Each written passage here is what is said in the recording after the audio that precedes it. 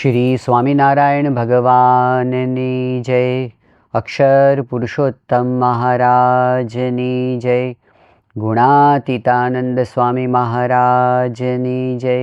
ભગતજી મહારાજની જય. શાસ્ત્રીજી મહારાજની જય. યોગીજી મહારાજની જય. પ્રમુખ સ્વામી મહારાજની જય.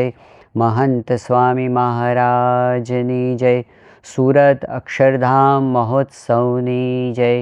કાર્યકર સુવર્ણ મહોત્સવની જય. 1995ની સાલમાં જ્યારે પશ્ચિમના વિશ્વમાં લંડનની ધરતી ઉપર સૌથી પહેલું પથ્થરનું ભવ્ય શિખરબદ્ધ મંદિર રચાયું, એ વખતે ઘણા બધા મહાનુભાવો આ મંદિરના દર્શન કરીને પ્રભાવિત થતા હતા. એમાંના એક હતા ભારતના સુપ્રતિષ્ઠિત ઉદ્યોગપતિ શ્રીચંદ હિન્દુજા. તેઓ જ્યારે મંદિરની મુલાકાત લેવા માટે આવ્યા, દર્શન કર્યા, ખૂબ આનંદિત થયા. પછી એ મંદિરના પરિસરની અંદર જે ભવ્ય સભા મંડપ હવેલી તૈયાર થઈ હતી, એ જોવા માટે એમને સંતો લઈ ગયા. એ સભા મંડપ જ્યારે જોતા હતા ત્યારે એમને જે કાર્યકર હતા એમણે કહ્યું કે આટલો વિશાળ સભા મંડપ છે, પણ એ પિલરલેસ છે. એમાં એક પણ પિલર થાંભલો આમાં રાખવામાં નથી આવ્યો. એ વખતે હિન્દુજા પોતે બોલ્યા કે તમે કહો છો કે આ સભા મંડપ થાંભલા વગરનો છે, પિલરલેસ છે, પણ મને તો 3000 સ્તંભો દેખાય છે. એટલે થોડી વાર ખબર ન પડી કે શું કહેવા માગે છે.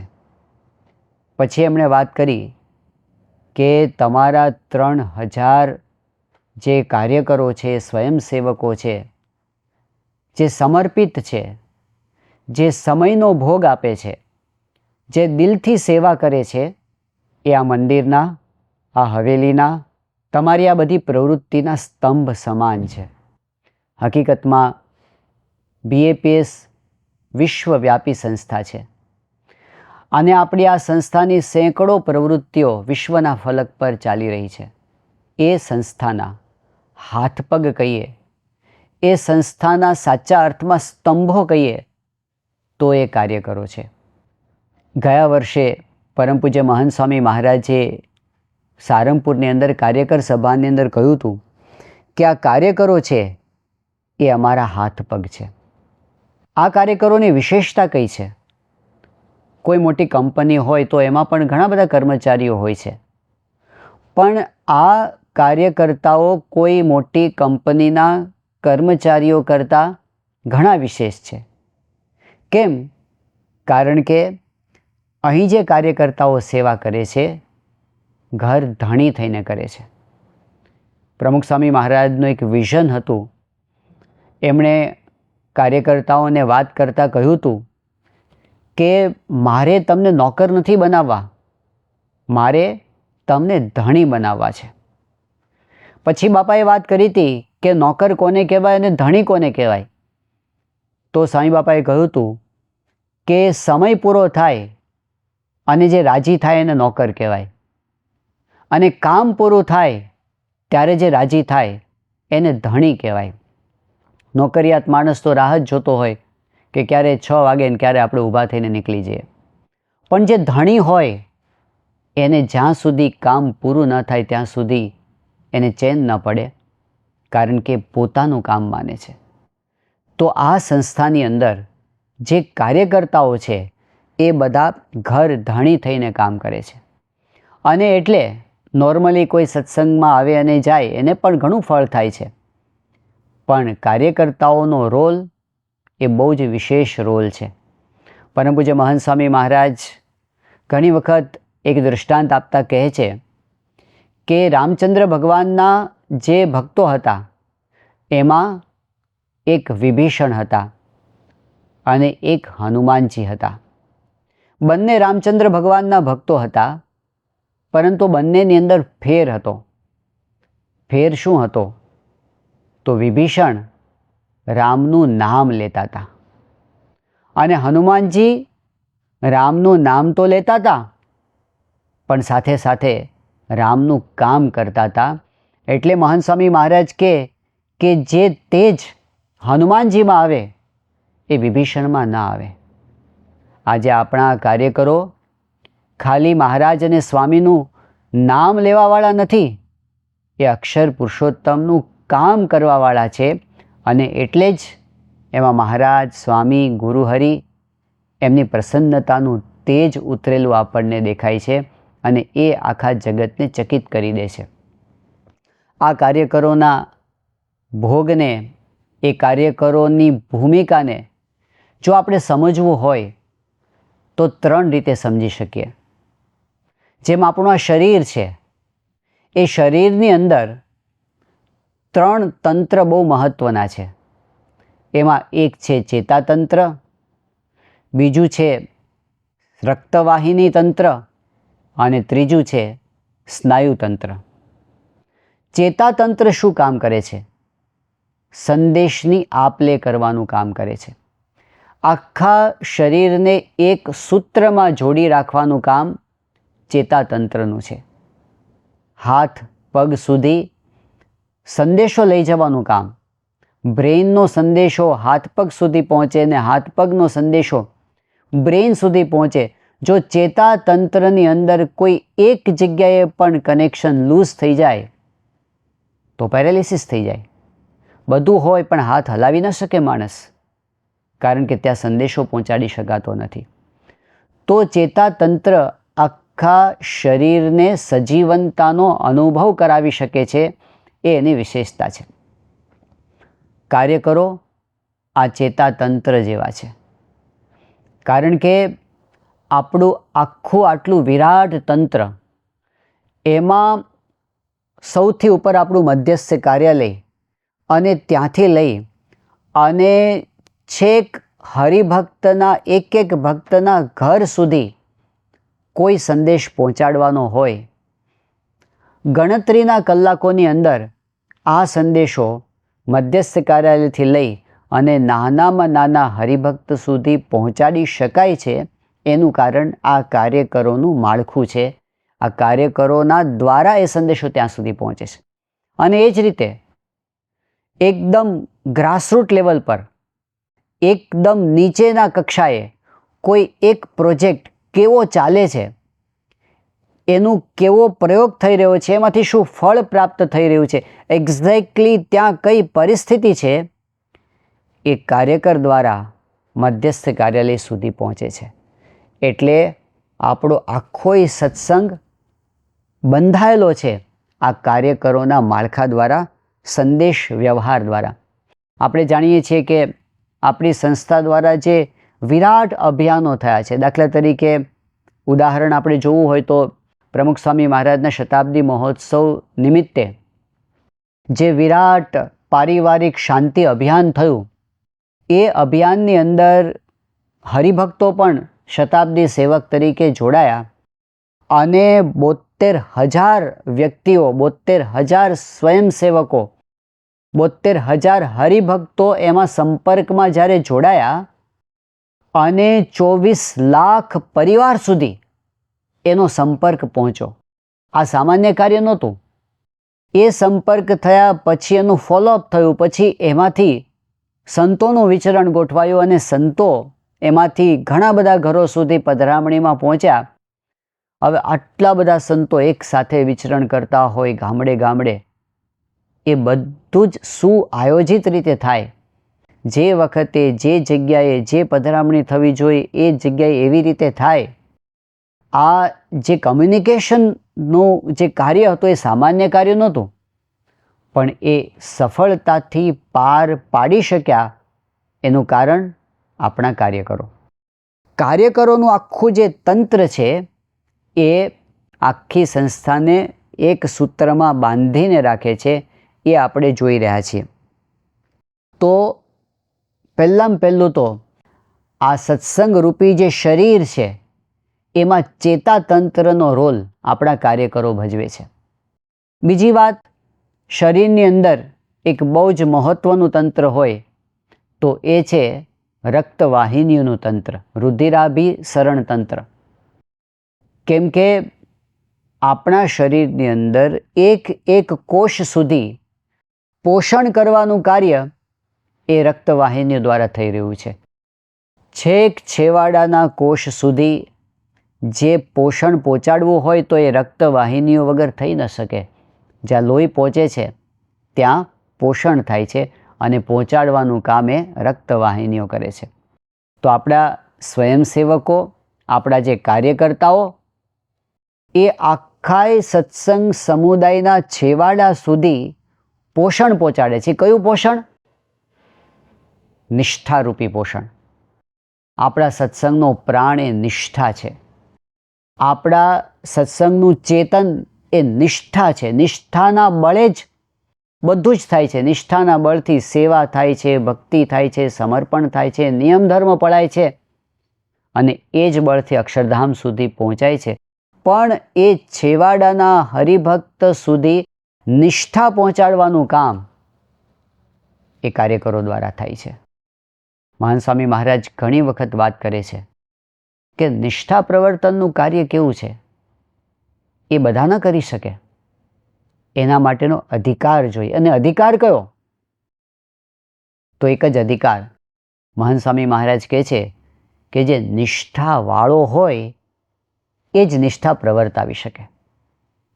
મહાન સ્વામી મહારાજ કહે છે કે તમે હાર્વર્ડ યુનિવર્સિટીની અંદર ગોલ્ડ મેડાલિસ્ટ થયા હોય, પીએચડી થયા હોય, સારામાં સારી વક્તૃત્વ શક્તિવાળા કોઈ વ્યક્તિ હોય, એવા પ્રોફેસર હોય અને એને તમે લાખો રૂપિયાનો પગાર આપીને લઈ આવો, પણ એનાથી નિષ્ઠા પ્રવર્તનનું કાર્ય ન થાય.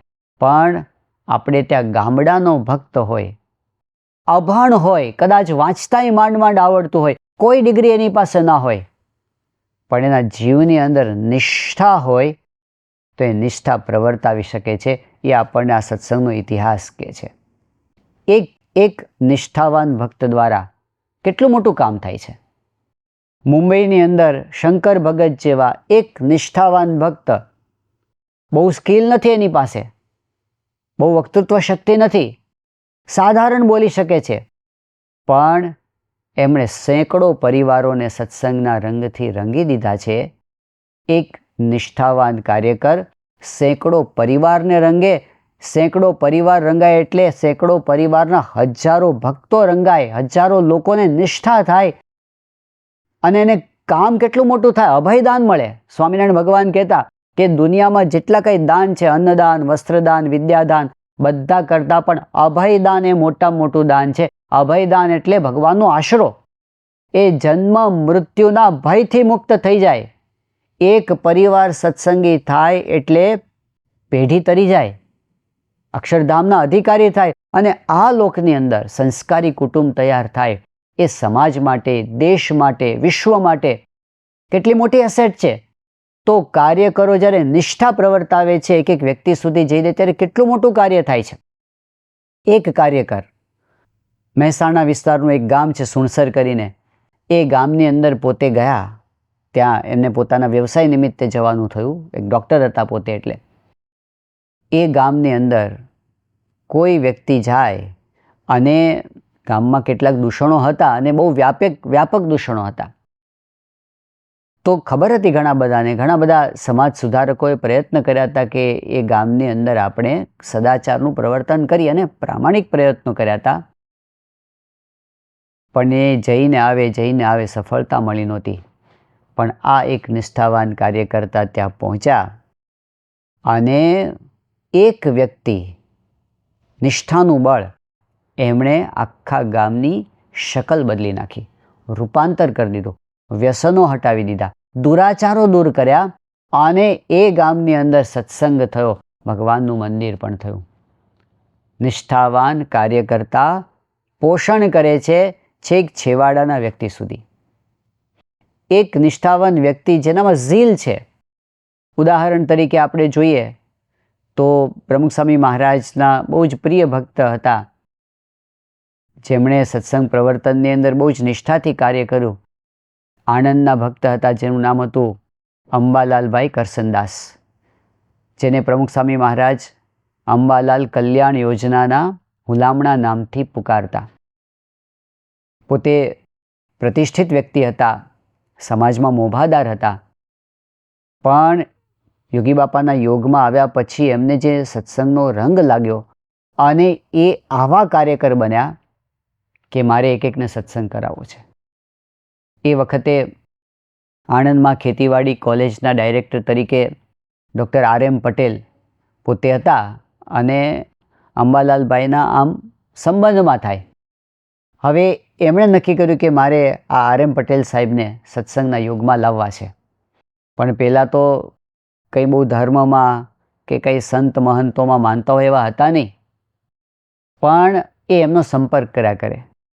યોગીજી મહારાજ જ્યારે તે આણંદ આવવાના હતા ત્યારે એમણે જઈને વાત કરી કે યોગી બાપા આવ્યા છે તો તમે દર્શન માટે આવો. પહેલાં હાયા કરે પણ કાંઈ આવે નહીં. હવે આ સવારમાં પોરમાં એને ઘરે પહોંચે અને બહારનું ખખડાવીને એમને ઉઠાડે અને વહેલી સવારે કહે કે હાલો યોગી બાપાના દર્શન. હવે પહેલાં કંટાળે અને કંટાળીને અપમાન કરીને કાઢી મૂકે, આવતા નહીં અહીંયા ફરી વખત. અંબાલાલભાઈ બીજી વખતે જાય, ત્રીજી વખતે જાય, ચોથી વખત પણ જાય. હવે આ કાર્યકરનું ઝીલ જોઈને એકવાર આર.એમ. પટેલ સાહેબના મનમાં થયું કે આ માણસને શું સ્વાર્થ છે, એ આટલા ઉત્સાહથી મને બોલાવવા માટે આવે છે, મેં આટલું અપમાન કર્યું છતાં પાછો પડતો નથી, ચલો આપણે જઈએ. અને એક વખત એ યોગી બાપાના દર્શન માટે આવ્યા અને યોગી બાપા પાસે આવ્યા તો જોગીડાને જોવા ગયા રે જોનારા ઝડપાણા. અને એ પોતે ભક્તરાજ બની ગયા, એમને નિષ્ઠા થઈ ગઈ, યોગી બાપાના પ્રેમમાં પાગલ થયા અને સત્સંગ પાક્કો થયો એમને. પણ એની પાછળ કાર્યકરનું ઝીલ કામ કરે છે. આજે આપણા સત્સંગના પોષણની અંદર કથા વાર્તાનું બહુ જ મહત્ત્વ છે, સંપર્કનું બહુ જ મહત્ત્વ છે. પણ આ કથા વાર્તા, આ સંપર્ક, સભાઓ આપણી જે ચાલે છે ત્યાં સુધી એક તો સભા સરસ રીતે કરવી અને સભામાં લોકોને બોલાવવા, એ વ્યક્તિ સુધી પહોંચાડવાનું કામ, અક્ષર પુરુષોત્તમનું સનાતન જ્ઞાન પહોંચાડવાનું કામ એ કાર્યકરો દ્વારા થઈ રહ્યું છે. એટલે એ દ્રષ્ટિથી જોઈએ તો આ સત્સંગરૂપી શરીરમાં રક્તવાહિનીઓ બનીને એક એક કોષ સુધી નિષ્ઠાનું પોષણ પહોંચાડવાનું કાર્ય એ આ સત્સંગી કાર્યકરો દ્વારા થઈ રહ્યું છે. તો આ બીજો રોલ છે એમનો. ત્રીજો રોલ આપણે સમજીએ તો આપણા સ્નાયુઓ, શરીરના સ્નાયુઓનું કાર્ય શું છે? આપણા શરીરમાં જેટલી કાંઈ મૂવમેન્ટ છે, એ આંખની હોય, એ હાથની હોય, એ પગની હોય, એ આપણા આંતરિક અવયવોની હોય, જેટલી કાંઈ મૂવમેન્ટ માત્ર જે થાય છે ને, હલનચલન માત્ર, એ સ્નાયુઓ દ્વારા થાય છે. જો સ્નાયુઓ ન હોય તો ભલે હાડકાં હોય, ભલે લોહી હોય, ભલે બ્રેઇન હોય, જો સ્નાયુઓ ન હોય તો એક પણ અંગ સહેજ પણ હલનચલન કરી શકે નહીં. મૂવમેન્ટ માત્ર, ક્રિયા માત્ર સ્નાયુઓ દ્વારા જ થાય છે. એમ આપણા સત્સંગની અંદર એક્ટિવિટી માત્ર એ આ કાર્યકરો દ્વારા જ થઈ શકે છે. એ ના હોય પેરાલિસિસ થઈ જાય, એ ના હોય હાથ પગ હાલે જ નહીં, એ ના હોય કોઈ પ્રોજેક્ટ પાર ના પડે. આજે BAPS સંસ્થાની જે મોટી વિશેષતાઓ લોકોને પહેલી દ્રષ્ટિએ નજરે ચડતી હોય તો આ છે કે અહીં પ્રોજેક્ટ કઈ રીતે પાર પડે છે. દાખલા તરીકે પ્રમુખ સ્વામી મહારાજનો શતાબ્દી મહોત્સવ ઉજવાયો તો એ ઉત્સવની અંદર 1.25 કરોડ લોકો આવ્યા. હવે એ લોકોએ જેને આવ્યા એમને નગરની સ્વચ્છતા છે દિલમાં સ્પર્શી ગઈ. જે લોકો આવ્યા એમને ત્યાંના જે પ્રદર્શન ખંડો હતા, એની અંદર જે મેસેજ હતો, એની જે રજૂઆત હતી એ સ્પર્શી ગઈ. કોઈને ત્યાં આગળ આવ્યા અને બાલનગરી છે એનું આખું આયોજન છે એ સ્પર્શી ગયું. ઘણી બધી વસ્તુ હતી, ત્યાંના જે મંચ ઉપર જે રજૂઆતો થતી હતી એ ઘણા બધાને સ્પર્શી ગઈ. પરંતુ એક બાબત એવી હતી કે બધાને એક સરખી સ્પર્શી ગઈ હોય અને બધાના હૃદયમાંથી અહોભાવનો ઉદ્ગાર નીકળી ગયો હોય. એ બાબત એ હતી 80,000 સ્વયંસેવકો મહિનો મહિનો, 2 મહિના, 6 મહિના, વરસ આટલા લાંબા સમયગાળા સુધી એક પણ પૈસાનો પગાર લીધા વિના આટલા સમર્પિત ભાવથી આટલી મોટી સંખ્યાની અંદર સ્વયંસેવકો સેવા કરતા હોય, એ વિશ્વના ઇતિહાસમાં લોકોએ પહેલી વાર જોયું કે આવું થઈ શકે છે. આ સ્નાયુઓ છે, આ કાર્યકરો હાથ પગ છે. સ્વયંસેવકોને પણ સેવા કરવા માટેની પ્રેરણા આપવાની થાય, એનો સંપર્ક કરવાનો થાય. અરે પોતે સેવા કરે છે કાર્યકરો, એટલે બીજા સ્વયંસેવકો પણ તૈયાર થાય છે. તો એ આખું જે સમર્પણ ભાવ, તાજેતરમાં આપણે જોઈએ છીએ કે અમેરિકાની અંદર રોબિન્સવિલ અક્ષરધામ થયું, તો એમાં દેશના વિદેશના અનેક મહાનુભાવો આવ્યા, નાના મોટા લોકો આવ્યા. આજે પણ હજારો લોકો આવે છે. અક્ષરધામનો જે શિલ્પ છે એ જોઈને, એની અંદર જે સંદેશ છે એ જોઈને, એની જે પવિત્રતા છે, એનો જે મેસેજ છે એ જોઈને તો બધા પ્રભાવિત થાય છે. પણ જ્યારે લોકો એ જાણે છે કે 12,500 સ્વયંસેવકોએ આ અમેરિકાની ધરતી ઉપર સમર્પિત થઈને આ અક્ષરધામ ઊભું કર્યું છે, ત્યારે લોકો અવાચક બની જાય છે. એ જે સંસ્થાની આ શક્તિ છે, સ્વયંસેવક રૂપી શક્તિ, સમર્પણ રૂપી શક્તિ, એનું વર્ણન કરવા માટે લોકો પાસે શબ્દ હોતા નથી. એને અહોભાવ છવાઈ જાય છે એમના હૃદયની અંદર. તો એ જે કાર્ય, એકચ્યુઅલ કાર્ય કરવાનું કામ એ કાર્યકરો દ્વારા થાય છે. આયોજન તો એક બાજુ થયા કરે છે, પણ કરવાનું કામ, હાથ પગ હલાવવાનું કામ આપણા કાર્યકરો અને સ્વયંસેવકો કરે છે.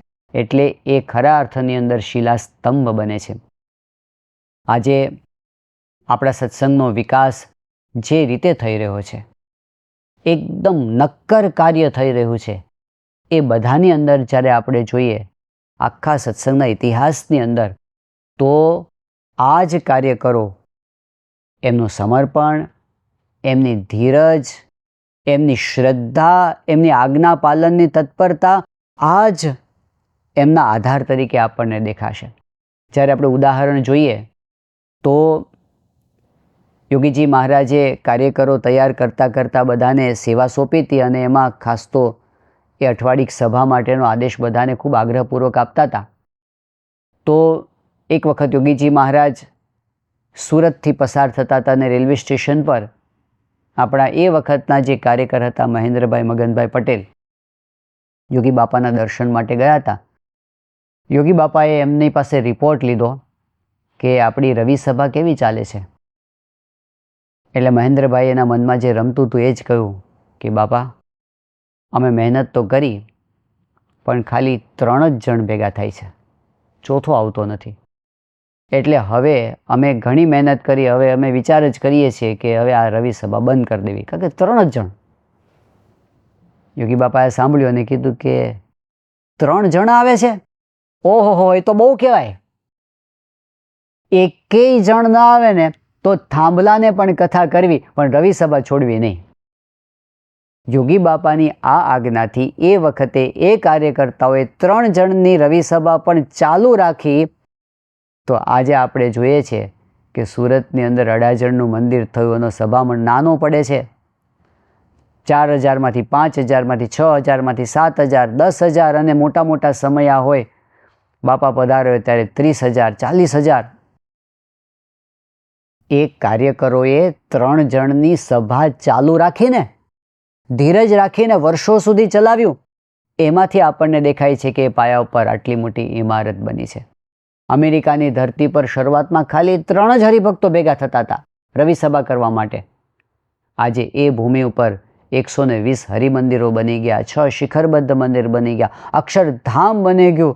હજારો પરિવારમાં અને લાખો લોકો સુધી સત્સંગ પહોંચ્યો. પણ એ 3 જણા જે ભેગા થતા હતા એ કાર્યકર્તાઓએ એ ચાલુ રાખ્યું ધીરજપૂર્વક અને શ્રદ્ધાપૂર્વક. અને જોઈએ છે કે આજે ક્યાં સત્સંગ પહોંચ્યો છે. આજે આખા વિશ્વની અંદર આપણને દેખાય છે કે કાર્યકરોની ધીરજથી અને શ્રદ્ધાથી સત્સંગનો વિકાસ થઈ રહ્યો છે. એટલે ખરેખર જે બાપા કહે છે કે કાર્યકરો અમારા હાથ પગ છે, એ આપણને સાચું અનુભવાય છે. આ સ્વામી બાપાના પ્રતિનિધિ છે, અને બાપા અને આપણી વચ્ચેનો સેતુ છે આ કાર્યકર્તાઓ. એટલે એમનો રોલ, એમની ભૂમિકા આપણા સત્સંગમાં ખૂબ જ મહત્ત્વની છે. એવા કાર્ય કરો. એમની જે ભૂમિકા એનું કાયમ આપણને મહત્ત્વ અંતરમાં રહે એવી પ્રાર્થના કરીએ. એમનો મહિમા આપણે સમજીએ અને એમને પ્રણામ કરીએ. શ્રી સ્વામિનારાયણ ભગવાનની જય.